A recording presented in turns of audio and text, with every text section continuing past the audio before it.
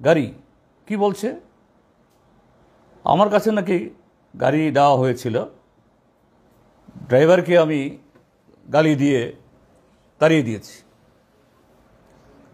কত বড় মানে জ্যান্ত অসত্য কথা হতে পারে। আমি 20 তারিখ দায়িত্ব নেওয়ার পর স্বাভাবিক সাথে সাথে গাড়ি দেওয়া যায় না, আর আমি একদম গাড়ি নেই এমন না, আমি পার্টির সেক্রেটারি, আমার জন্য ডেডিকেটেড গাড়ি আছে। সেক্রেটারি বললেন, তখনকার সেক্রেটারি, যে গাড়ি কদিন লাগবে, কারণ অনিমেষ বাবু এখনও সেক্রেটারিয়েটের গাড়ি পাননি, এই গাড়িটা তিনি চড়ছেন, তিনি বলেছেন সপ্তাহখানেক লাগবে স্যার, গাড়িটা তিনি পাঠালেই আপনাকে দিয়ে দেব। ঠিক আছে, আমি বললাম যে অসুবিধা নেই। আমাকে একটা ভাড়া গাড়ি দেওয়া হলো। আমি 2 দিন চড়ার পর দেখলাম গাড়িটা একেবারে পুরনো। না এই গাড়ি রেখে দিন, আমি পার্টি গাড়ি চড়ব। এরপর আরেকটা নতুন গাড়ি ওটার পরিবর্তে আসলো। দিন 12 কি 13-তে অনিমেষবাবু গাড়ি ছাড়লেন এবং আমার পিএস তখনকার নিরঞ্জন এই ভৌমিক বোধহয় আমাকে ফোন করলেন, স্যার গাড়ি এসছে, সেক্রেটারি গাড়ি পাঠিয়েছে, গাড়িটা কি কুই পাঠাইতাম। আমি বললাম যে গাড়িটা ঠিক আছে, আইসি যখন ভালো, একটু ধোয়াই এলাম। যে ড্রাইভারে বলেন যে একটা ধুয়ে টুইয়ে সুন্দর করে নতুন টাওয়েল, কিছু নতুন টাওয়েল, আগের পুরান টাওয়েল দিয়েন না, একটাও এটা জমা দিয়ে দেন, নতুন টাওয়েল দিয়ে আমাকে পাঠান, আর আজকে পাঠানোর দরকার নেই, কালকেই পাঠান। ঘণ্টাখানেক বাদে আমাকে বললেন নিরঞ্জনবাবু, স্যার একটা ঘটনা তো হয়ে গেছে। কিটা? স্পিকার সাহেব নিজে একটা নোট লেখিয়া আমার পিএসরে পাঠাইছে, যা হওয়া মানে হয় না কখনো। স্পিকার কেন করবে? করলে স্পিকারের পিএস করবে, ওএসডি করবে, সেক্রেটারি করবে। বলছেন এক্ষণে গাড়িটা ইয়েতে এই মুখ্য সচেতকের হাতে পৌঁছে দিয়ে দেওয়ার জন্য। স্যার কি করা? স্পিকার নোট পাঠাইছেন, এরপরে কি আর এটা অমান্য করা যায়? দিয়ে দেন। গাড়ি নিয়ে গেল, 1 ঘন্টার মধ্যে গাড়ি ফেরত। এটা তারপরে আমি বললাম, খোঁজ নিলাম গাড়িটা কবে আসবে। বলছে না, এটা কদিন বাদেই আসবে। কদিন বাদে মানে 10 দিন যায়, 20 দিন যায়, 1 মাস যায়, গাড়ির আর খবর নাই। তা আমার একটা কিউরিওসিটি হইল, আরে কি হইল মুখ্য সচেতক সাহেবের, ওনার কি গাড়ি নাই? যে তিনি যখন বিরোধী দলের নেতা হন 20/3/2024 তারিখে তিনি কয়েকবার চিঠি দিয়েছেন, কিন্তু তার চিঠির জবাব দেওয়া হয়নি এবং তার ন্যায্য পাওনা থেকে তাকে বঞ্চিত করা হয়েছে, গাড়ি দেওয়া হয়নি, এই কথাগুলি তিনি বলেছেন।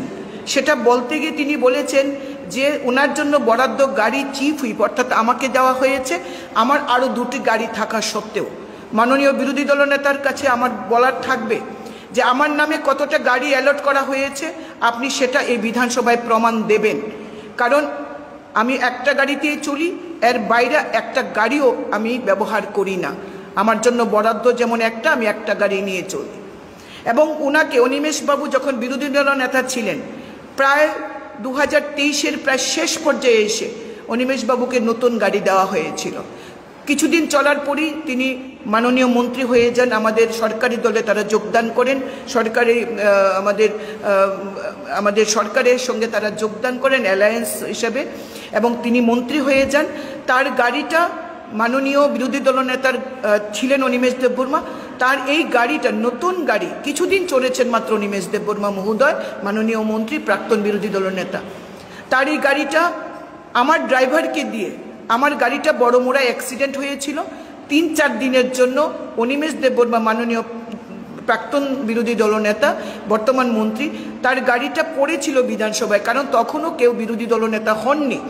তার গাড়িটা আমার গাড়ি সারাই করার সাপেক্ষে বিধানসভার মাননীয় অধ্যক্ষ আমাকে দিয়েছিলেন, কিন্তু যখন তিনি চিঠি দিয়েছেন তাকে সঙ্গে সঙ্গে আমার গাড়ির যে অনিমেষ দেববর্মার জন্য যে গাড়িটা বরাদ্দ ছিল অর্থাৎ বিরোধী দলনেতার জন্য, তাকে সঙ্গে সঙ্গে পাঠানো হয়েছিল। তিনি সেই গাড়িটা আমি ব্যবহার করেছি 2-4 দিন, এই বলে তিনি গাড়ির ড্রাইভারকে অপমান করেছেন এবং বাজে কথা বলে তিনি ফেরত পাঠিয়েছেন, গাড়িটা তিনি রাখেননি। এবার আসছি যে তাকে গাড়ি দেওয়া হয়েছে। প্রথমত তিনি যখন বিধায়ক হিসেবে নির্বাচিত হয়ে এসছেন, বিরোধী দলনেতা তখনও হননি, তিনি একটা ভাড়া গাড়িতে চলতেন এবং এই গাড়ির মালিক সম্ভবত ওনার বিধানসভা এলাকার, তার ড্রাইভারও ওই এলাকার বা ওনার পরিচিত, কিন্তু এই গাড়ি দিয়েই তিনি চলছিলেন এবং বিরোধী দলনেতা হওয়ার পরেই তিনি বলেছেন এই গাড়িটাই তিনি কিছুদিন রাখবেন বা চলবেন এই গাড়িতেই। কিন্তু পরবর্তী সময়ে যেটা আমরা জেনেছি, তার ড্রাইভার ওনার কথোপকথন কিছু রেকর্ডিং করেছে, সেটা তিনি বুঝতে পেরেছেন। সঙ্গে সঙ্গে তিনি মাননীয় অধ্যক্ষের কাছে গাড়ি চেয়েছেন। মাননীয় অধ্যক্ষ মহোদয় 24 ঘন্টার মধ্যে তাকে গাড়ি পাঠিয়েছেন, সেই গাড়িটা তিনি ফেরত দিয়েছেন। কিন্তু পরবর্তী সময় তিনি যখন জেনেছেন তার প্রাইভেট ড্রাইভার কাছে তিনি সুরক্ষিত নন, গাড়ির ভেতরে অনেক আলোচনা হয়, অনেক ফোন আমরা ধরি, সেই জায়গায় ওই সময়ে তিনি সিদ্ধান্ত নিয়েছেন সরকারি গাড়ি ব্যবহার করবেন। তখনই তাকে সঙ্গে সঙ্গে সরকারি গাড়ি ড্রাইভার সহ দেওয়া হয় এবং সেই থেকে তিনি ওই গাড়িটাই ব্যবহার করছেন। আমার জন্য একটা গাড়ি বরাদ্দ, আমি সেই গাড়িটাই চড়ছি। আরও 2টা গাড়ি আছে ওনার কাছে, তারপরেও আরও একটা গাড়ি লাগে, এই গাড়িটা লাগে। এইভাবে 7 মাস যাওয়ার পর ভাড়া গাড়ি চড়ছি আমি, কিন্তু ভাড়া গাড়িটাও 2 দিন বাদে বাদে বলছে স্যার আমি আসতে পারবো না। আমার বেশ কয়েকটা প্রোগ্রাম ক্যান্সেল, কেননা ভাড়া গাড়ি বলছে আমি ভাড়া পাই না, ভাড়া দেয় না আমারে। এখানে আসলে পরে তার ভাড়া বাকি 2 মাস 3 মাস 4 মাস, আর আমার ইনস্টলমেন্ট দিতে হয়, ড্রাইভারের বেতন দিতে হয়, ডিজেল পেট্রোল কিনবো থেকে, মানে প্রতিদিন তার সাথে আরেকটা ভেজাল। আমি টোর করি, নর্থে যাব, সাউথে যাব, হঠাৎ করে রাত্রেবেলা খবর না গাড়ির তেল পাইছে না। অগত্যা পার্টির গাড়িতে যাই। শেষ পর্যন্ত একদিন এত বিরক্ত হয়ে গেছে আমি বললাম ভাই তুমি যাও গিয়া, ঠিক আছে আমি দেখি কেমনি ম্যানেজ করতে পারি। এবং একটু হইল, মাননীয় স্পিকারে ফোন করলাম, আরে কি করতেছেন আপনি?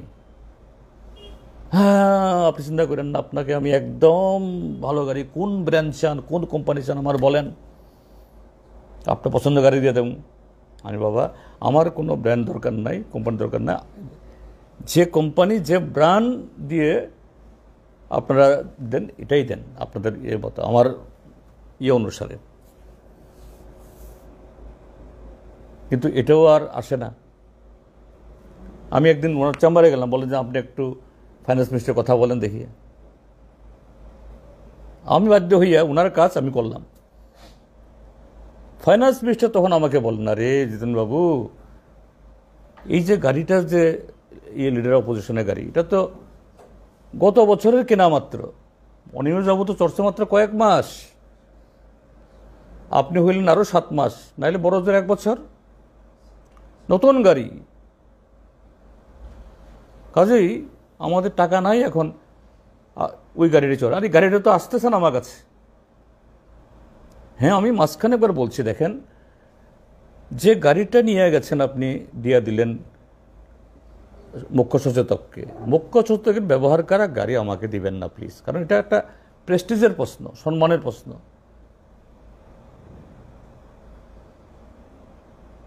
কিন্তু এর মধ্যে আমার গাড়ি ছাড়তে হলো, এটা এর হলো আপনি গাড়ি পাঠাইছি। আমি তো একেবারে, আমার তো এখন সাংবিধানিক সংকট, লিডার অপোজিশনে গাড়ি নাই, খবরদার আপনি কাউকে বলবেন টলবেন না। অর্থাৎ প্রেসকে আমি বলি না না না বলার দরকার কি এগুলি সব নিয়ে।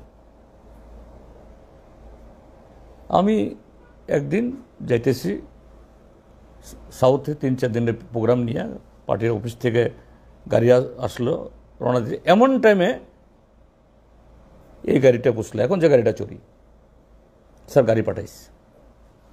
আমি বললাম তো এখন তো আমি অলরেডি রেডি, গাড়ি আমার ড্রাইভার তেল নিয়ে রেডি, আমি একটা ওই পার্টি অফিসের গাড়ি কি জানি কয় এটা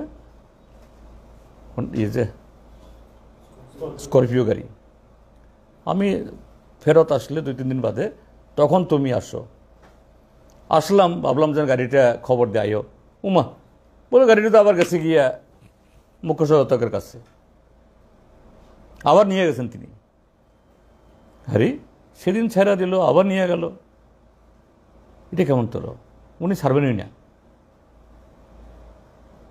বলছেন এইভাবে গাড়ি নিয়ে এসব করছে, এবং অর্থাৎ গাড়ি ব্যবহারটা করাও যেন বোধহয় আমার এখতিয়ারের বাইরে করছি অনেক কিছু।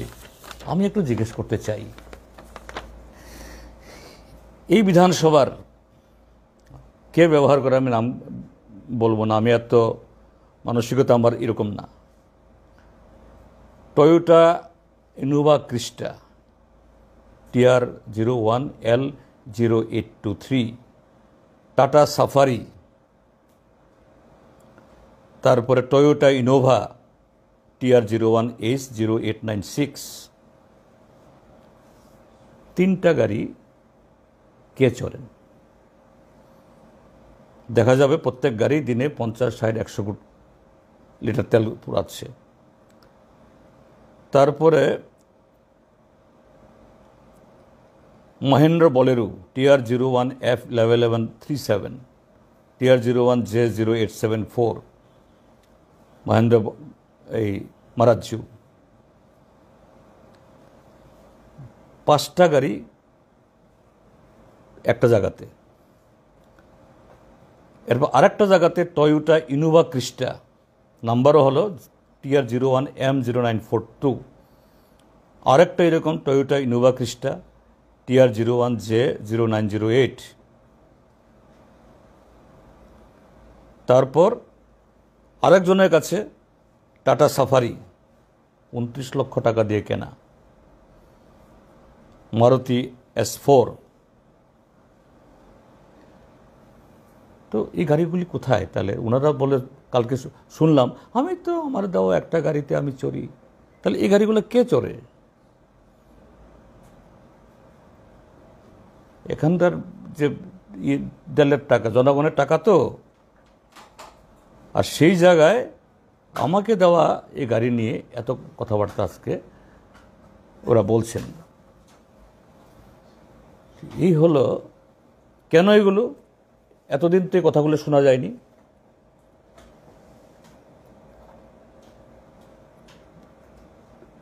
এসব কথা যে একটা ভুল, একটা অপরাধ ঢাকার জন্য আরো নানাভাবে এই সমস্ত কথাগুলি বলানো হচ্ছে। কাজেই আপনাদের কাছে বলাই কারণ মানুষ বিভ্রান্ত হয়। আমাকে অনেকে ফোন করেছেন, আর এরকম অভিযোগ আপনার সম্পর্কে করছে, কি ব্যাপারটা কি? তাহলে আমার প্রকৃত সত্য জানানো দরকার, এভাবে মাথা ঘুরে গেলে তো হবে না।